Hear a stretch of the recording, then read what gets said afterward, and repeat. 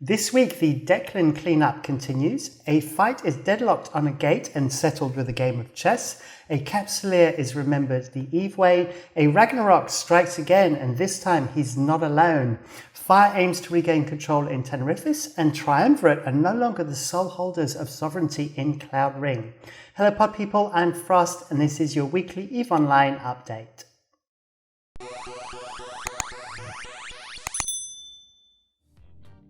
Welcome back. So as always, we start the show by announcing the winners of the prize draw of the Scope Syndication skins, which at the moment is the Vedmak. But unfortunately, I'm very sad because my two winners haven't come through, so I haven't got any tunes to show you. My two winners, these are your YouTube names, that is Zarch Aldane and John Connor. You guys need to get in touch with me through my Discord, please. Link is in the description below, so I can give you a Vedmak skins and I can show you off in your Glad Rags. So yeah, please get in touch with me. And of course, I have two more Vedmak skins to give away a little bit later on in the show. Okay, so let's start with the news. As always, you know how it goes by now. I jump up into my box. I have Deklein in front of me. And my pen is at the ready. And hopefully I'm not going to do any crazy doodles this week. We'll have to see how it plays out. But we're going to start in Deklein. So let's grab my pen and see if I can get my pen to work. Hang on, I need to press the right button. That's a good start, isn't it? There we go. Okay, so we're going to go into Deklein. Then after that, we're going to probably go into Pureblind. I'm going to mention Geminate. I'm going to talk something a bit about Malpais and Oasa. I'm also going to be covering Wicked Creek. I'm going to be covering Immensea, Tenerifis, Feythabolis, and Cloud Ring. So I'm kind of doing like a nice little tour around New Eden there. Right, so let's start with Deklein. So in Deklein, the big news here was obviously last week with .RHP, which is, I can't remember their full name now, but it's Russian League Honor Passion, almost as long as Hidden Leaf. But anyway, .RHP were kicked out of Greater Trash Coalition. As I talked about it last week, Volta are retaking the SOV. It is taking longer than expected. This was the constellation they were working on last week. And as you can see, they're taking a few more systems and there's a few more reinforced. And there's still a few to go up here as well. Now, obviously these have quite high ADMs. They were ratted in and mined in sort of fairly regularly, so therefore the ADMs are quite high, which then it basically increases the intosis time. But the main areas of focus, there was a Tatara that died. It's kind of the only kind of the really big structure. It was in 76P-C that belonged to RHP. But the real question is what's going to happen to the Keepstar in E3 UY-6. So at the moment there is a Fortizar there, and there's also there's a Keepstar there, and then there's two Fortizars on grid. One belongs to Reform Volta, the other one belongs to .RHP. The one from .RHP is in Hull Timer. That timer is actually coming out at the time of filming this. So depending on what time I do the edit, I'll be able to tell you whether it actually died or not. But it's more a case of what's going to happen to this Keepstar. Now, there's still some RHP residents or .RHP residents there who are still, I believe, moving out. Now, it is my understanding that .RHP tried to sell the structures back to over to GTC, to Great Trash Coalition, and We Form Volta in particular. But I don't think We Form Volta are in any position or want to actually address that in any way. So I imagine this Keepstar will be shot at some point. I have got a tune there. I do log in quite regularly and just keep an eye on the timers to see if that's going to kick off or not. If it does, we can expect a huge fight there. I mean, obviously we'd have Fraternity and Pandemic Horde would come in for that, probably siding on the side of our .RHP, and I would imagine defending the Keepstar, and possibly the Imperium would show up simply because Fraternity and Pandemic Horde are showing up. So there is the potential here for a big fight over a Keepstar. We'll have to see, and that's all just speculation on my part. But the main thing is that that structure can't stay there as a .RHP structure for the near future. Something's going to happen to it. So there you go. So that kind of brings us up to speed on Deklein. So let's move over to Pureblind. So as you know, Pureblind, the main story here has been Brave moving into Pureblind. They have now taken the whole constellation. I think last week they still had a couple of systems to go. But now Bandalog seem to have been left alone. If you remember, there were some fights in 5ZXX-K over some Bandalog structures, but now that Brave have kind of got their SOV and they've got their constellation, they seem quite happy just to focus on that area. Now, the couple of things have come out of this. There have actually been some fights over SOV, and in fact, there's two fights that I need to mention. The first one was actually a really interesting one. It came out over the iHub in R-2, I believe, ROG. It may have been the GTAC M4I8 gate as well, 418 gate. The main thing is that the fight happened over these two, on these two gates. Now, here we go. So this is kind of basically what happened. So the fight was over a Flying Dangerous iHub. Then Pandemic Horde brought Sacrileges, and Nosek Naya Shalupan brought Sleipnirs. And Brave Collective were there as well, and they engaged the Sleipnir fleet first, and then Brave ended up playing gate games with the Sacrilege fleet from Pandemic Horde on these two gates that I mentioned. So that's the GTAC M and the R-2 gates.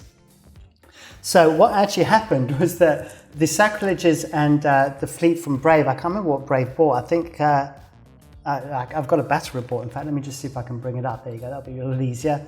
They became immune units. There we go.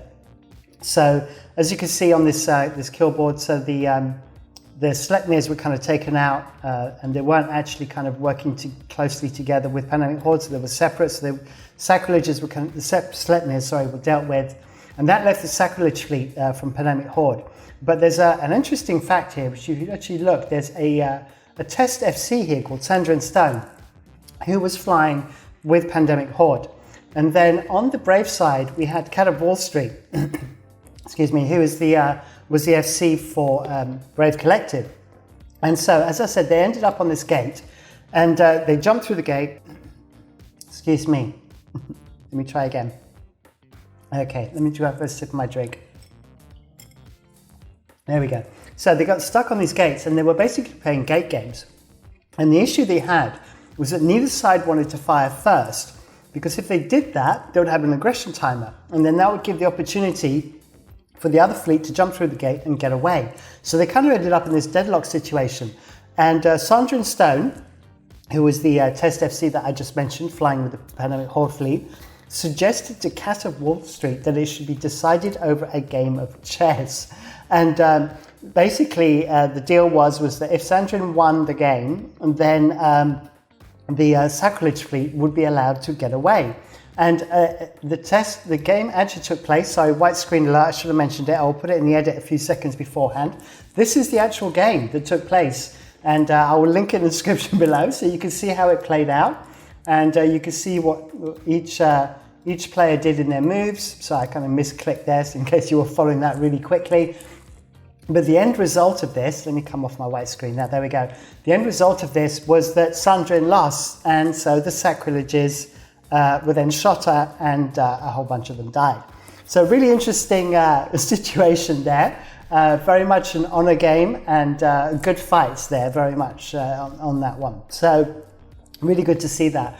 Then I kind of on a more somber note, but with a kind of a nice tinge to it as well. There is a battle report here. It shows as Rote Capel, but this was actually a fight that happened in Q-5211, which was also in Pureblind. Let me just highlight it for you. It's right in the middle of what is the Brave homeland, which is Q-5211. And this battle took place because it was a memorial fleet for a capsuleer called Skeffington Tekitsu, who was part of the Pinecone Squad. Now, Pinecone's squad was previously in United Federation of Conifers, that was the name of the alliance, who are now in Rote Capel. And Darius Calienti of Pinecone Squad invited all kind of former members, former pilots of the said corp to join in a memorial fleet, and they went over to Brave, and Brave brought out a fight for them. And as you can see, Caps were on dock. Mad Cows, who was originally part of Cones, but is now in Goonswarm, brought a Chimera to kind of juice up the battle report. And then on top of that as well, the Pine fleet, the Cones fleet brought was a Raven fleet, which is what the Pine Cones used to fly a lot. So that was kind of part of the memorial. So as always very difficult when a Capsuleer passes away, and for Skevington, Tekitsu, rest in peace. And this is the way that Brave addresses this, and it's always good to see. So good fights there as well. Okay, so now we're going to move on to Veil of the Silent. Oh, actually, by the way, as well, I have a video here. I will link it in the description below, which is the fight of this Memorial Fleet. So you can have a watch of this. It was, as you can see, it was posted by Brave, and go and check that out. Right, so now time to move on to Veil of the Silent. Now, if you remember last week, I talked about a Ragnarok in a Ragnarok. So there was a player called a Ragnarok who flew a Ragnarok and basically did a drive-by shooting and shot a Varga. Now, he is back this week and he has brought friends. So first of all, here we have a Ragnarok in his Ragnarok, and he is now dual boxing, and so therefore has a friend called a Hell in a Hell. So you can see a pattern emerging here. But also, funnily enough, there was also a snuffed out pilot in a supercarrier. And I have a video this time. So a video has been posted. This video is actually 5 minutes long. It actually shows some of the other kills as well. But this one shows basically the super landed on grid. They actually bounced, so they had a problem all arriving on time. So there were 3 Rorquals there, but 2 of them managed to safe up. But you can see up at the top right-hand corner in a minute. So the Ragnarok's going to come in, it's going to warp onto grid, and then basically they're going to one-shot this Rorqual. So I don't know if it's going to arrive, just depends how quickly the Ragnarok arrives. There we go. So the bump delayed us a little bit for the first 2 Rorks, so they had time to panic, but we're going to see it now. So a bit of dual boxing going on here. But eventually this Rorqual just literally just gets incinerated in one shot. So here we go. So the fighters are coming in now, and then the Ragnarok times his shots, so it's exactly the same time. Here we go. And it's going to be boof. Here it comes. There we go. So that's all the fighters. There you go. Rorqual dead. So one shot on the Rorqual. The unfortunate thing here for the pilot is he saw it coming. You know, it was just a question of when was it going to happen. So, but yeah, go and check out the video. It's very entertaining, and yeah, it's not a Ragnarok is definitely getting a reputation now as the drive-by Titan, and we now have to look out for a Hell and potentially a snuffed out pilot flying with him as well. So we'll have to see if they get up to more antics during the week. So there we go. So that brings me up to date with that. Then on the note of the Nano Titan, the Nano Ragnarok, just so you know, not all of them survive. So you can see here there is a Nano Rag that was destroyed in Varulin, in Black Rise. It looks like You Are Dunked and Snuffed Out were involved with this one. It's not a station system, so it wouldn't have come out of asset safety. It must have been traveling. It may have been in POS. I don't know. I didn't get the details on this one. I noticed it a little bit late. But either way, the Ragnarok died, so that's our kind of Titan death of the week. So I don't have a random death of the week this week, but I have the random fleet, which is definitely a Ragnarok. So then I need to actually come back to my .lan, and I want to talk about Geminate. I wanted to actually talk about this last week, and I forgot. And basically I wanted to point out that Fraternity have kind of come along, and they've kind of started now taking all of the old Brave space. But the one I really wanted to highlight was Arcos Core. Now, Arcos Core are a really small group. They used to have an iHub somewhere in this constellation. I can't remember which one. It might have been BTAC F. But anyway, so Arcos Core have returned. So as Brave have moved out, and Fraternity have, whilst they've taken a few of the iHubs, they haven't kind of come in like, you know, full force. One would assume that maybe they're going to use it as rented territory in the future. I don't know. But Arcos Core are there, so the big question now is, will Tissue come back as well? So if you remember Tissue, if I remember correctly, had this whole constellation that's psychotic tendencies. So it'll be, we'll have to see if they actually come back and take that. But anyway, Arcos Core are back, and so as the vacuum is created, some of the smaller groups that used to live in and around Geminate and low-sec space in the Forge right next door, which you can access through Accio and EOA, looks like they're making their return to Geminate now. So then we're going to go and go off to Malpais. So Malpais is all the way over here. Now we don't really talk about Malpais very much. It's just well embedded in the drone lands. And Recon actually live there. It's Reckless Contingency. They kind of live in this kind of constellation down here. And one of the pilots was actually triple boxing Rorquals, and he got caught by an initiative. So I've got a whaling report here for you. I don't normally do whaling reports, but this one is worth showing just because of the amount that was lost. You know, nowadays when you lose 3 Rorquals, it comes in as a pretty juicy 38 billion.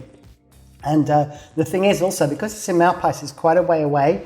It's actually part of PanCrab. PanCrab is kind of like the support umbrella for PanFam.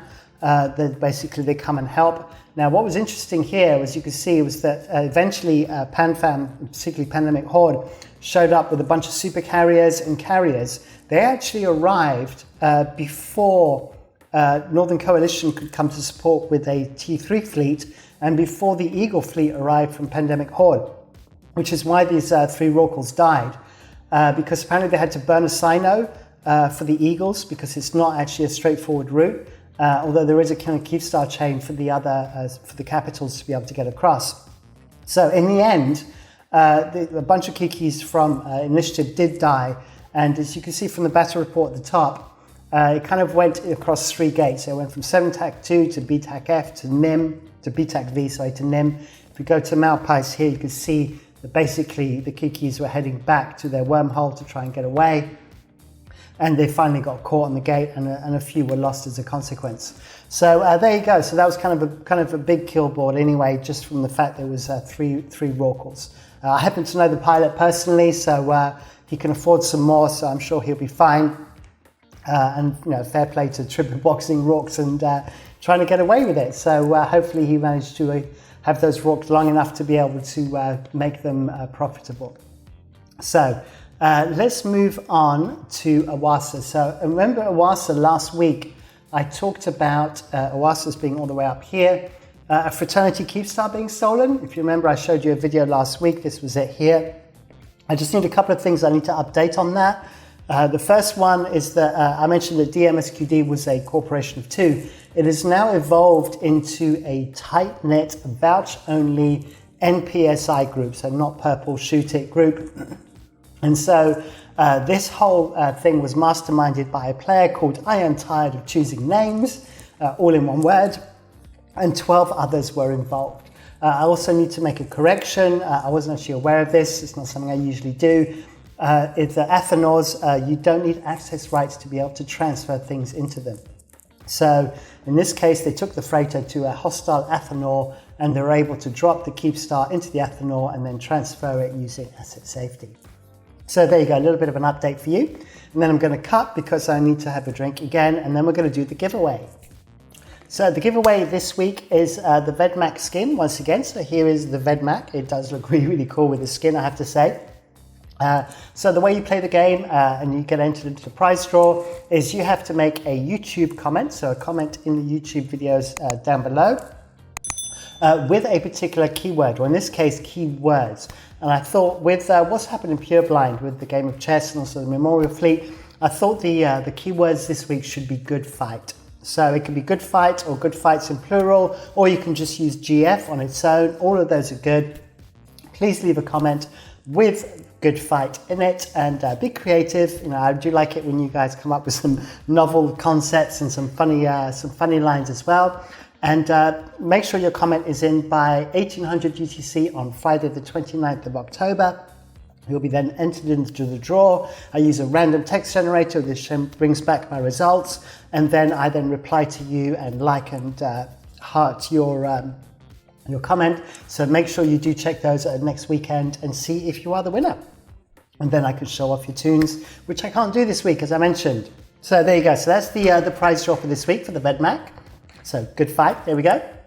And I'll go back up into my box, and we'll go back to, this time we're going to go to the southeast, and we're going to talk about fire versus Rempe. But before we do that, we're going to go very quickly into the Great Wildlands. So the Great Wildlands is NPC territory. It's NPC null, so nobody can own any sovereignty. And a fight broke out in U3K-4A, which, if I remember right, there we go. It's right there, kind of in the middle of the Great Wildlands. And there was a Fortizar here. And this Fortizar belonged to BTC. Now, BTC are a industrial corp. And as such, they don't have kind of a PvP wing to them. Although I'm feeling good, I think as a whole, as an alliance, does have a bit of PvP. But for the numbers of people that were coming to this fight, they didn't have the means to be able to defend themselves. So they basically called in some reinforcements. And the reinforcements came in the form of Pandemic Horde, Nosek Naya Shlupen, Game Theory, Severance were in there as well, and then Severance being part of FI Coalition. So you had Fire, PanFam, and Nosek Naya Shlupen, and Game Theory. And then on the defensive side, we had AOM, Army of AOM, a PIBC, which was Invictus, and then we had a Wrecking Crew, which is like Dread Bomb, Rogue Consortium, Purple Helmeted Warriors, etc. And then the fight broke out, and the Fortizar did actually die in the end, and the losses were pretty high. Obviously, a lot of it was down to the Fortizar, but then Tengus are pretty expensive as well, and a whole bunch of them died, as you could see. Basically outnumbered. You could see the Bazis were kind of like wiped out. In fact, RC brought Serbs, PIBC brought Munins. Oh, and I forgot to mention as well, oh no, sorry, my bad. RC brought Tengus, Invictus brought Serbs, and then Nosek Naya Shlupen brought Macarials, Game Theory brought Prentice, Tempest, Fire brought Serbs, and then Pandemic Horde brought Munins, and then as well we saw 2 Rags, and of course my favorite ship, the Zinitra. So the Zinitra actually made a showing in a PvP setup. So good show for undocking that Zinitra. I must get around to actually training a tune that can actually fly one, and then I will definitely be getting myself one, I think. Anyway, so there you go. So a fight happened in the Great Wildlands, and kind of lots of third parties involved with that one, which is why I wanted to kind of bring it to your attention. Right. So let's get on to Tenerifis, because that was the kind of where I got mixed up with my Serbs. So in Tenerifis, if you remember last week, I was talking about T2-V8F and how this still belonged to Dread Bomb, and the XIX really wanted to flip this iHub as it would allow them to get much better ingrained back into Tenerifis. So now Dread Bomb are pulled back to 3L3N-X. And T2-V8F, as you can see, has now been flipped over to XIX. So a fight broke out over that, and actually tests showed up to that. Now let me see if I can find the right battle report. Is this the right one? Here we go, yeah. So they managed to flip the iHub. There is still a Fortizar in that system. They're basically, as I said last week, I thought that Dread Bomb were playing unanchoring games. They are doing that. They're basically unanchoring it, and then re-anchoring it, setting the timer, unanchoring it again. So it looks like it's in a permanent state of unanchoring. So I would imagine that now that the iHub has been flipped, that Fortizar will be destroyed at some point. So Test Alliance showed up in bigger numbers here. That obviously Severance are the main group, along with Celestial Empire, are the 2 kind of biggest groups that are in the US time zone for Fire Coalition. Although I think Black Rose and Already Replaced as well have actually got a few numbers. But obviously Test clearly boosted the numbers there, and as I mentioned before, Test and Fire do actually get on very, very well. So they do help each other out quite a lot. And so that was the battle report for that one. And Anciblex did die, but that was kind of just secondary. It was like while they were dropping the iHub for the XIX iHub, they thought they might as well just shoot the Anciblex at the same time. So that was that. And then that's pretty much it, I think. That's the other thing as well that's with Tenerifis. Here's Figgle. So Figgle is Flying Dangerous. Now, Flying Dangerous, if you remember, they are the group that are being pushed out of Pureblind by Brave.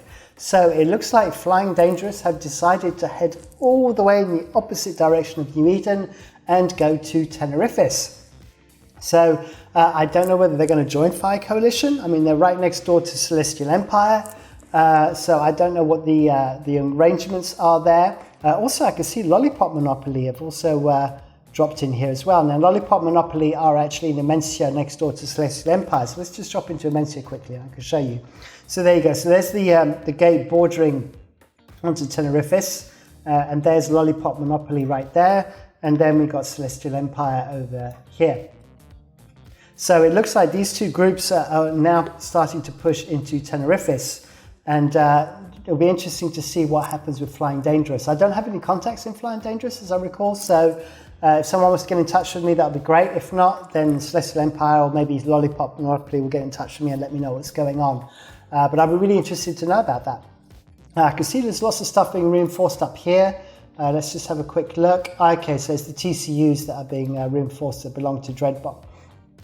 So yeah, we'll have to see if eventually 3L3N-X actually gets flipped and whether the structures in there get attacked, which is kind of the last kind of bastion for Dreadbomb and RC as a Wrecking Crew as a whole in Tenerifis. And we'll have to see how that plays out. Okay, so then Immensea I'm going to mention very quickly as well, because obviously that was kind of relevant last week. There was a fight, well, there wasn't a fight. The Fortizar that belonged to Dreadbomb was destroyed in I-NGI8. That was kind of the staging system for Wrecking Crew when they were in Immensea. They've kind of now been very much pushed out. As you can see, Black Rose are now getting properly settled. None of their systems are reinforced. And it does look like Fire Coalition have got a proper hold on the system. What is interesting, though, is that we have two groups, the Minions, who are around here in blue, and then a Legitimate Interest, who are here. Now, neither of these groups are involved with fire in any way, as I know, but they seem to be left alone. And I mean, clearly with a name like Legitimate Interest, you've got to believe that they've got a legitimate interest for being in Immensea, so they're clearly being left alone and left to their own devices, and they're right next door to Cosmic Accord, and this doesn't seem to be creating any issues whatsoever. So clearly everything is hunky-dory in Immensea right now. Then Feythabolis, I just need to mention as well. So as we saw in previous weeks, that Fire Coalition were kind of really aggressing against Victus. It's gone very much quiet this week. They destroyed a few Fortizars. I think it was 2 in Feythabolis. And now all that kind of remains is a kind of fight over this iHub that belongs to XIX, which is clearly right in Feythabolis' Victus territory, or Victus territory in Feythabolis. It has been reinforced, but it's a rubbish time for Invictus. Invictus is primarily US time zone. This comes out tomorrow. That's Tuesday the 26th at about 1800 UTC, which is right bang and obviously in XIX's time zone. So we'll have to see whether they manage to actually flip it back or not. But that is basically all that's going on in Feythabolis that I'm aware of at the moment. Then we're just going to finish off with Cloud Ring, up here. So Cloud Ring hasn't really been in the news. As you know, Cloud Ring have been in, Triumvirate have been in Cloud Ring for ages. They actually attacked Forsaken Empire when Forsaken Empire were in Fountain in J5A-IX. But there has been a change, and it's not immediately obvious because for some reason Deklein has decided to give the same colors to Triumvirate and the Initiative. But if you could see right here, the iHub belonging to the system of BTAC-DBYQ now belongs to the Initiative. So the Initiative initially reinforced this iHub, and a fight broke out because of this.